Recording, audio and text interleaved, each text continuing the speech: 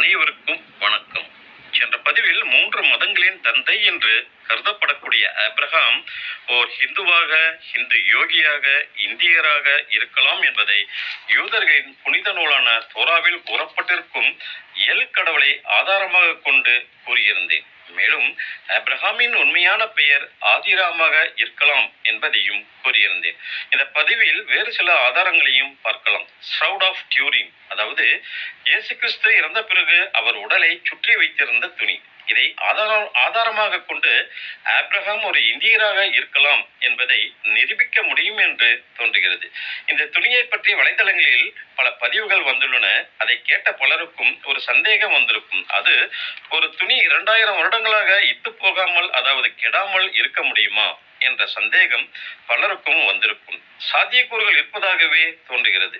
இயேசு கிறிஸ்து இமயமலைக்கு சென்று மூச்சு பயிற்சிகள், குண்டலினி யோக பயிற்சிகள் மற்றும் சில சூட்சமமான யோக பயிற்சிகளை முறைப்படி யோகிகளிடமிருந்து கற்று வந்தவர் என்று எடுத்துக்கொண்டால், அவரை யூதர்கள் சிலுவையில் அறையும் பொழுது அவர் தன் மூச்சை கும்பகம் செய்து தன் மூளையின் இயக்கத்தை 97-98% அளவிற்கு குறைத்திருப்பதற்கு வாய்ப்பு இருக்கிறது. அதாவது அவர் தன் மூளையை 1%, 2% அளவிற்கே இயக்கியிருப்பார். அப்பொழுது அவர் எண்ணங்களே இல்லாத நிலையில், அதாவது டெல்டா நிலைக்கு கீழே இருந்திருப்பார். அது ஒரு சமாதி நிலை, கிட்டத்தட்ட இறந்ததற்கு ஒப்பான நிலை.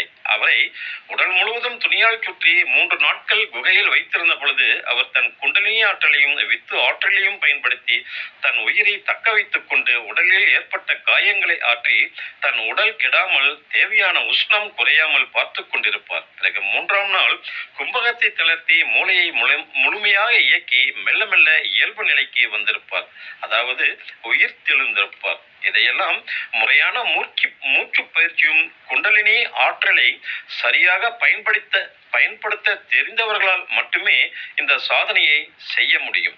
ஒரு யோகி ஒரு அமைதியான சூழ்நிலையில் சமாதி நிலைக்கு செல்வது என்பது வேறு. ஒரு யோகி உடல் முழுவதும் காயம்பட்ட நிலையில் மூச்சை கும்பகம் செய்து சமாதி நிலைக்கு செல்வது என்பது ஒரு சாதாரண விஷயம் அல்ல. அதற்கு மிகுந்த மன உறுதியும் கடவுள் அருளும் வேண்டும். யோகிகள் பல நாட்கள் சமாதி நிலையில் இருக்கும் பொழுது உடல் இயங்குவதற்கு தேவையான ஆற்றல் கிடைக்காத பொழுது அவர்கள் தங்கள் மூலாதார சக்கரத்தில் உறங்கிக் கொண்டிருக்கும் குண்டலினி ஆற்றலை எழுப்பி அதை உடல் இயக்கத்திற்கு தேவையான அளவு பயன்படுத்திக் கொள்வார்கள். இயேசு கிறிஸ்துவும் அதைத்தான் செய்திருப்பார் என்று தோன்றுகிறது. இந்த இடைப்பட்ட நேரத்தில் அவர் உடலை சுற்றியிருந்த துணியில் அந்த ஆற்றல் செயல்பட்டதால் அதன் தாங்கும் திறன் அதிகரித்திருக்கும். அதனால் 10-20 வருடங்களில் மக்க வேண்டிய துணி 2000 வருடங்களுக்கு மேல் மக்காமல் இருப்பதற்கு வாய்ப்பு இருக்கலாம். மேலும் அவருடைய உருவம் அதில் ஒரு ஜெராக்ஸ் காப்பி போல் பதிவாகியும் இருக்கலாம். மேலும் இந்த துணியை கார்பன் டேட்டிங் செய்யும் பொழுது அதனுடைய வயதை சரியாக கணிக்க முடியாது என்று தோன்றுகிறது. நம் மூலாதார சக்கரத்தை யோகா பயிற்சிகளால் உஷ்ணப்படுத்தும் பொழுது அதிலிருந்து பாசிட்டிவ் எனர்ஜியும் அல்லாத, நெகட்டிவ் எனர்ஜியும் அல்லாத ஒரு நியூட்ரல் எனர்ஜி, அதாவது ஒரு சூப்பர் எனர்ஜி வெளிப்படும் என்பதை குண்ட அலி என்ற சொல்லின் மூலம் விளக்கியுள்ளனர் நம் ஞானிகள். சரி, விஷயத்திற்கு வருவோம். இயேசு கிறிஸ்துவின் உடலை சுற்றியிருந்த துணியின் ஒரு பகுதியை டிஎன்ஏ டெஸ்டிற்கு உட்படுத்தும் பொழுது அதில் 40% அளவிற்கு இந்தியாவில் காணப்படும் ஒரு வகை டிஎன்ஏ இருப்பதாக கூறப்படுகிறது. அதனால் இயேசு கிறிஸ்து ஒரு இந்தியராக இருப்பதற்கு வாய்ப்பு அதிகம் இருக்கிறது என்று கூறப்படுகிறது. இயேசு கிறிஸ்து 4000 ஆண்டுகளுக்கு முன் வாழ்ந்த ஆபிரகாமின் வம்சாவளி என்றால், ஆபிரகாம் எந்த வகை டிஎன்ஏவை கொண்டிருந்தாரோ அதே வகை டிஎன்ஏவை தானே இயேசு கிறிஸ்துவும் கொண்டிருக்க முடியும். இதன் அடிப்படையில் இயேசுவின் டிஎன்ஏ இந்திய டிஎன்ஏ என்றால் 4000 ஆண்டுகளுக்கு முன் வாழ்ந்த ஆபிரகாமின் டிஎன்ஏவும் ஒரு இந்திய டிஎன்ஏவாகத்தானே இருக்க முடியும். இயேசுவின் தாத்தா தானே ஆபிரகாம். ஆகவே அந்த துணி உண்மையாக இருந்தால் அதில் ஒட்டியிருக்கும் ஒரே வகையான மனித டிஎன்ஏ இயேசுவின் டிஎன்ஏவாகத்தான் இருக்க முடியும். அந்த டிஎன்ஏ நம் இந்தியாவில் காணப்படுவதால் இயேசு ஒரு இந்தியராக இருக்க வேண்டும். மேலும் அவர் ஆபிரகாமின் வம்சாவளியில் வந்திருப்பதால் ஆபிரகாமும் ஒரு இந்தியராக இருக்க வேண்டும். அதற்கான வாய்ப்பே அதிகம் என்றும் தோன்றுகிறது. அன்று போதி தர்மா சைனாவிற்கு சென்றது போல் நம் பாரத யோகிகள் பல காலகட்டங்களில் பல தேசங்களுக்கு சென்றுள்ளனர். அப்படி சென்றவர்களில் ஆதிராம் என்ற ஆபிரகாமும் ஒருவராக இருக்கலாம். மேலும் இது ஒரு விஞ்ஞான ரீதியான ஆதாரமாக கூட எடுத்துக்கொள்ளலாம். அடுத்து, ஆபிரகாம் 4000 ஆண்டுகளுக்கு முன் மத்திய மத்திய ஆசியாவிற்கு தன் குடும்பத்துடன் சென்று சேர்ந்த இடத்திற்கு இது கடவுளின் தேசம் என்ற அர்த்தத்தில் வைத்த பெயர் ஈஸ்வர் எல் என்பதாக இருக்கலாம். அது பிற்காலத்தில் இஸ்ரேல் என்று மதிவு இருக்கலாம். ஈஸ்வர் எல் என்ற சொல்லின் பொருள் ஈ என்ற ஸ்வரத்தை, அதாவது ஒரு மென்மையான அதிர்வை உடைய மூலம் என்று பொருள். அதிர்வுகள் நம் காதுகளுக்கு ஒளியாக கேட்கின்றன. யோகிகள் சுத்தவெளி ஈ என்ற மென்மையான அதிர்வை கொண்டிருக்கிறது என்பதை தங்கள் யோக பயிற்சிகள் மூலம் உணர்ந்து கூறியுள்ளனர். அதை விளக்கத்தான் சிவபெருமானின் கழுத்தில் ஒரு நாகப்பாம்பை காட்டியுள்ளனர். அது சீரும் பொழுது ஈஸ் என்ற ஈஸ்வரம் வெளிப்படுகிறது அல்லவா? நாம் கடவுள் சிலையில் உள்ள ஒவ்வொரு உருவ அமைப்பிற்கும் ஒரு அர்த்தம் உள்ளது. அடுத்து பாரதத்தில் வைணவர்கள் திருமாலை மூலக்கடவுள் என்கிறார்கள். சைவர்கள் சிவபெருமானை மூலக்கடவுள் என்கிறார்கள்.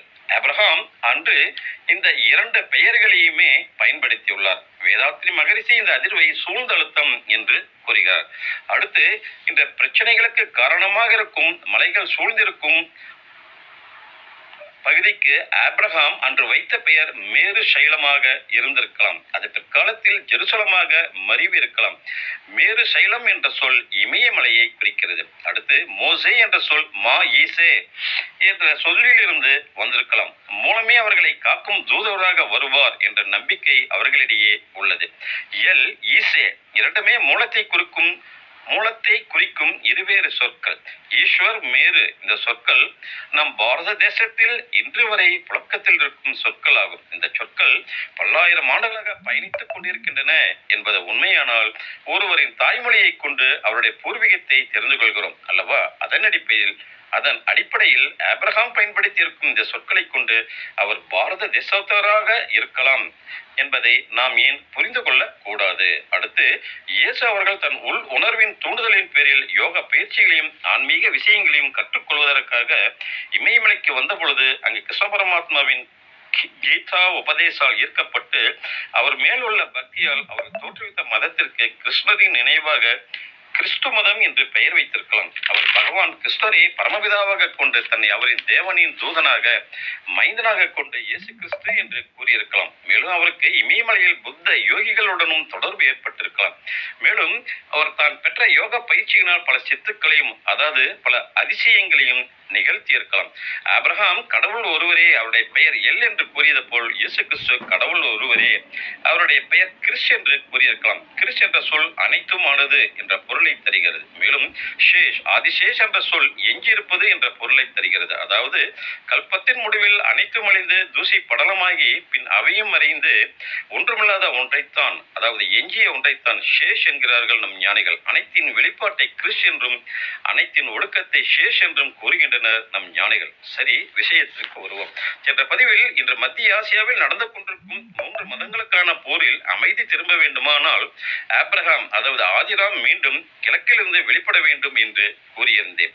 ஆதிராம் நம் கண்முன்னே ஒளி உடலுடன் தோன்றி ஈரான் பிரதமரை, இஸ்ரேல் பிரதமரையும், அமெரிக்க அதிபரையும் நேரில் அழைத்து உட்கார வைத்து அவர்களை சமாதானப்படுத்தி அமைதியை ஏற்படுத்துவார் என்று நாம் நினைப்பது தவறு. அது சினிமாவில் வேண்டுமானாலும் நடக்கலாம். நிஜ வாழ்க்கையில் அவ்வாறு நடப்பதற்கு வாய்ப்பே இல்லை.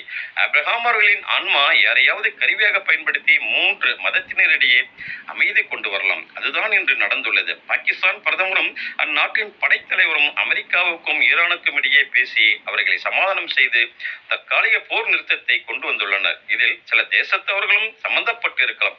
யோசித்து பாருங்கள், உலகில் எத்தனையோ வல்லரசுகள் இருக்கும் பொழுது அவர்களால் செய்ய முடியாததை ஒரு சிறிய நாடு செய்திருக்கிறது என்றால் அதன் பொருள் என்ன? அந்த நாடு எங்கு இருக்கிறது என்று பார்க்கும் பொழுது மத்திய ஆசியாவிற்கு கிழக்கில் இருக்கிறது.